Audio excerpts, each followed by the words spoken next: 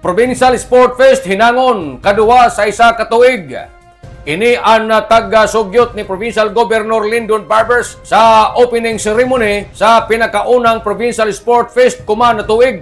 Laong ni Governor Barbers ini nakaliyukan sa mga empleyado sa gobyerno. Ija ini taga-pahibayo kung ono gajud ini ang katujuan. Laong ni Governor Barbers isa ini ka pamaagi na ang empleyado mahatagan ng relaxing time sa samang pagkaagi. Isa usab ini ka pamaagi sa pagpalapad sa pagpakusog o pakiglambigit sa nan kamaradiri sa matag isa ka mga empleyado. Tagpangutana ni Governor Barbers ang mga empleyado kung ganahan ba sila at tagpahigadyon ini na Sport Fest.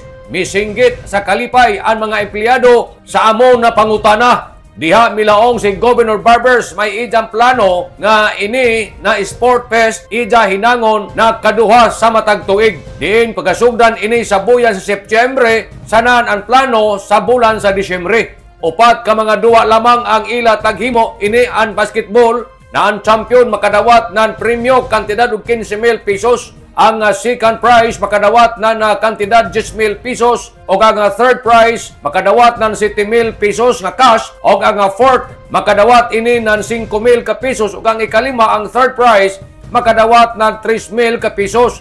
Sanan ang mga muse makadawat usab ng tag 5,000 ka pesos matag isa. Nanukad gikan diri sa Kapitolyo ini si Marek Senars Marconsim Vlogs, Mario Conales Simula Mulaong. Salamat. Maradyon adlaw natong tanan.